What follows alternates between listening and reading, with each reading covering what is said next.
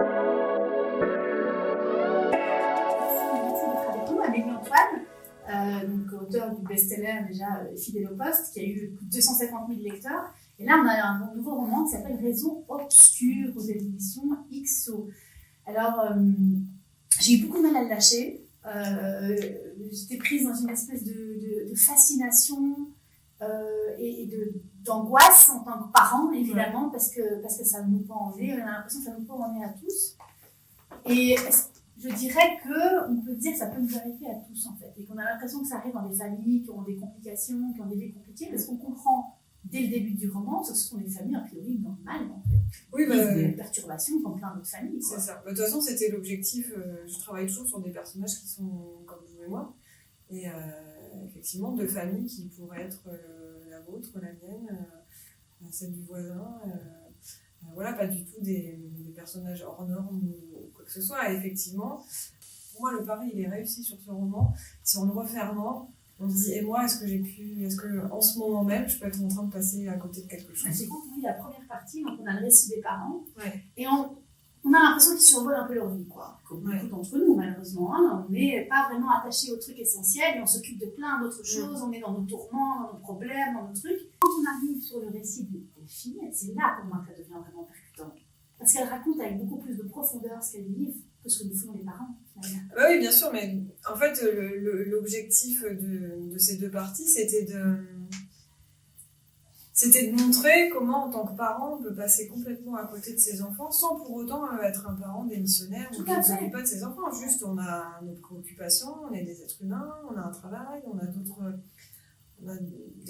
propres problèmes, voilà. Ouais. Et même si on s'occupe très bien de ses enfants et qu'on les aime, on peut passer complètement à côté. Donc effectivement, dans toute la première partie, il y a un certain nombre de scènes qui semblent complètement anodines et insignifiantes et qu'on retrouve dans la deuxième partie. Vécues par l'enfant. Et là, on se dit, ah ouais. Et voilà, moi je voulais mettre le lecteur dans cette position parce que je voulais pas qu'il se dise, oui, enfin, voilà, ce sont des parents, ils ont pas regardé. Ils ont pas vu, alors voilà. En fait... Non, je voulais qu'ils se disent, ah ouais, mais les parents n'ont pas vu. Mais moi non plus, j'ai pas vu. Et j'assiste aux mêmes scènes que dans la première partie, et j'ai pas vu. Et ce qui est très impressionnant, en fait, c'est aussi l'empathie qu'on développe envers tous les personnages. La harcelée qu'on a envie de réveiller et qu'on a envie de... Mais en même temps, elle est comme ça, donc la pauvre choute, elle dit rien. La harceleuse avec laquelle on vit sa souffrance, en fait, elle souffre. Oui, c'est parce que effectivement, ça légitime pas, c'est pas parce qu'on souffre ou que voilà, il y a rien qui explique la cruauté, il y a rien en tout cas qui justifie la cruauté, qui l'explique, oui, qui la légitime, non. Mais effectivement, pour moi, c'était important que le personnage de la harceleuse soit pas manichéen, que ce soit pas la méchante contre la gentille, parce que ça se passe pas comme ça du tout dans la vie. On a tous une part d'ombre, on a tous des défauts, des qualités, et je pense qu'on peut tous en venir à faire des choses horribles sans pour autant être quelqu'un de mauvais. Ça veut dire elle n'est pas quelqu'un de mauvais. Juste, elle se laisse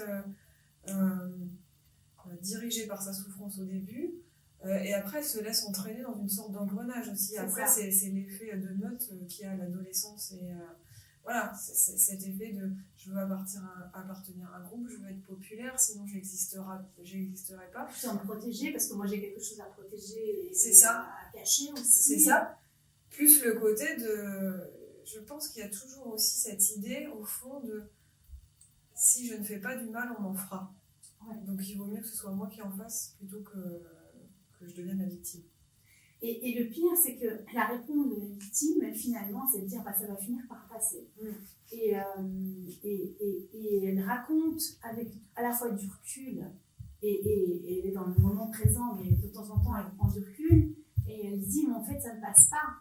En gros, ça ne s'arrête jamais, ça ne passe pas. Non, et ça explique, de toute façon, il y a beaucoup de choses qui expliquent son silence, mais ça en fait partie, le fait de se dire tous les soirs, en se couchant, aujourd'hui c'est passé ça, mais demain ça va s'arrêter. Évidemment que ça peut pas aller plus loin. Là, on est au fond du gouffre, ça peut pas aller plus loin, et en fait, chaque jour, il y a un nouveau truc qui arrive. Et voilà, au point même que je pense qu'elle-même se dit non mais c'est pas possible, c'est moi qui dois mal le prendre, qui doit être trop sensible, qui exagère.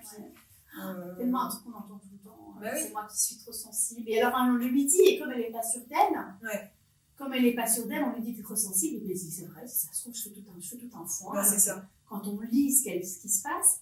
Et là, ce que j'ai trouvé terrible, c'est comment je peux appeler ça? Le prof qui voit à un moment donné, qui dit rien. Le CPE, du coup, plutôt. Il y a plein d'endroits où il pourrait y avoir des adultes qui interviennent. Il y a la CPE, il y a le prof de sport, s'il ouvrait un peu les yeux, il verrait ce qui se passe dans ses cours. Pourquoi on voit rien? Je pense qu'ils sont comme les parents. Alors moi, je voulais vraiment pas faire un roman moralisateur sur le harcèlement, ces problèmes des enseignants et du personnel dans les collèges et les lycées. C'est la faute des parents. Je voulais vraiment, c'est vraiment pas le message. Je pense juste qu'on peut passer à côté de choses. Et effectivement, là, dans la CPE, certes, on se dit, mais c'est horrible qu'elle prenne pas ses dépenses. Mais peut-être qu'elle a jamais rien vu avant, donc elle se dit juste, bon, c'est une mauvaise plaisanterie, voilà. Oui, mais c'était à un moment donné presque le seul acte de courage où on a l'impression que. Moi, j'ai eu un espoir à ce moment-là. Ouais. Je me suis dit, elle va voir elle va aller la voir, elle me dit, est-ce que vous avez vu ce que vous avez vu? Ouais. Et je me dis, tiens, il y a quelque chose de plus courageux, de plus fort que ce que je lui ai connu jusqu'à présent. Ouais. Et donc peut-être que c'est là que ça va s'arrêter. Mais non. Et en fait, non. C'était horrible. Et il peut y avoir plein de raisons, pour le coup, c'est pas expliqué dans le livre, de pourquoi la CPE. Soit qu'elle minimise parce qu'elle a vu, une mauvaise plaisanterie, mais qu'elle a rien vu de toute l'année. Ou soit après, bien sûr, qu'il y a une complaisance, une complaisance, une envie de pas voir, de surtout pas faire de vagues. Il peut y avoir plein de raisons, sans que ce soit pour autant une culpabilité. Moi je pense pas que tous les cas de harcèlement pourraient être résolus avec les professeurs. Non, bien sûr. Puis c'est un environnement de confiance qui fait que l'enfant sent qu'il a l'espace et la confiance nécessaire pour venir déposer ça. Parce que je me dis, c'est horrible, elle est entourée, mais au final, il n'y a personne qui a pu lui parler, en fait. Non, et puis ses parents, ni sa sœur, ni son frère, ni ses cousins, ni ses grands-parents. Elle a trouvé personne. Personne, et pour autant, pour moi, ça ne veut pas dire qu'elle n'aurait pas eu l'écoute si elle y avait été. Oui. C'est juste que je pense que, de façon assez spontanée, un enfant, quand quelque chose ne va pas, ne vient pas le dire. Et sans forcément que ce soit parce qu'il se dit qu'il ne va pas être écouté, etc. Mais je pense que c'est une réaction finalement plus instinctive qu'autre chose de si quelque chose ne va pas, je ne vais pas spécialement aller me confier. Moi, des fois, ma fille me raconte des choses, mais parce que je lui ai posé des questions. Et je la regarde et j'ai envie de dire, mais ça veut dire qu'en fait, si je te pose pas des questions très précises, ça ne vient pas à l'idée. Et quand et je lui dis, pourquoi tu m'as pas dit ça, par exemple, je sais pas, aujourd'hui j'ai mangé toute seule à la cantine, personne ne voulait manger avec moi. Alors moi, mon cœur de maman. Ah oui, voilà. Moi, je suis restée avec vous là. Mais ça, elle me le dit si je lui dis, avec qui as-tu mangé à la cantine aujourd'hui? En fait, c'est ce que j'allais vous dire. En fait, je me rends compte que les enfants, ils ne répondent qu'aux questions précises. Donc, nos questions bateau de comment ça a été à l'école aujourd'hui, ça va rien. Oui, elle va pas répondre, aujourd'hui j'ai mangé, mais par contre, si tu dis. Il faut poser des questions précises. Avec qui t'as mangé à la cantine ou comment c'était ce midi, et du coup, elle va parler du plat, puis après, elle va mentionner, puis personne n'a voulu en manger avec moi. Oh. Alors, moi, ça me broie le cœur, et je lui dis, ah bon? Et puis là, elle me dit, oui, de toute façon, souvent, il y a personne qui veut manger avec moi. Ah bon? Et pourquoi tu m'en as pas parlé? Elle me fait, parce que c'est pas grave.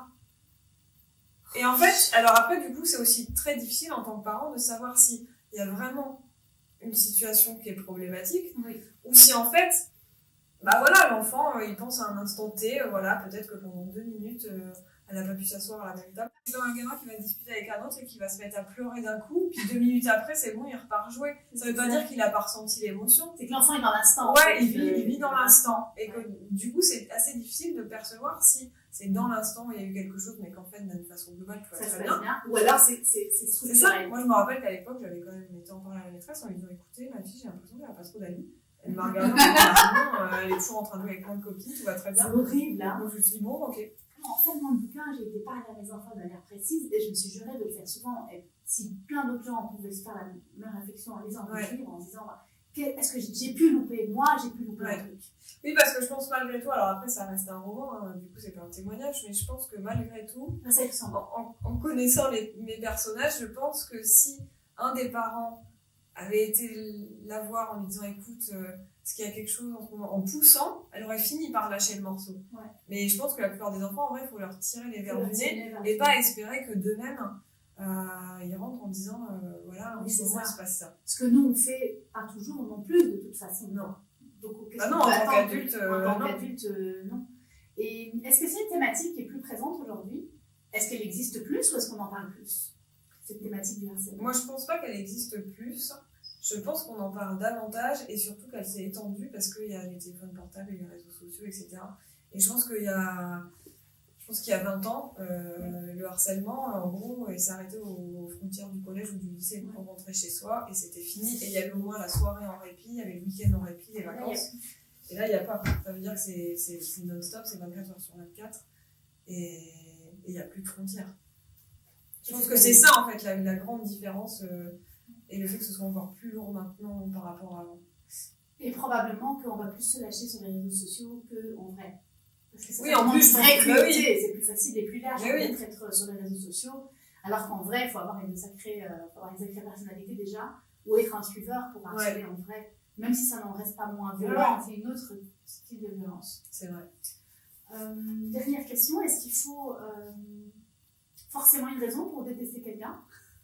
Je pense pas. Non. C'est la réflexion qui est un peu dans le livre. Il y a plusieurs moments où les deux filles se font la réflexion que dans d'autres circonstances, finalement, ça se joue à ça, mais qu'elles auraient pu être les meilleures amies. Elles ne savent pas pourquoi. Non. Bah, de toute façon, la harceler, elle comprend absolument pas ce qui suscite une telle haine alors qu'elle n'a jamais rien fait de mal. Et l'autre, de l'autre côté, elle est quand même capable à des moments de se dire c'est tombé sur elle. Non, il faut pourquoi. Même pas pourquoi, mais c'est tombé sur elle, mais ça aurait pu tomber sur quelqu'un d'autre. J'avais juste besoin d'avoir quelqu'un sous la main pour me défouler. Ça a continué. Voilà, et après ça a continué. Et voilà, mais dans les faits, effectivement, elles auraient pu être les meilleures amies du monde. Mais c'est ce roman qui ressemble à un témoignage, en fait, un quadruple témoignage, puisqu'il y a les parents qui parlent, le père, la mère, le frère, enfin, on n'a pas le frère, mais le père et la mère, et les adolescents. C'est absolument époustouflant, c'est plein d'empathie, c'est addictif, et c'est vraiment quelque chose qui nous remet en question. Donc, merci pour ça.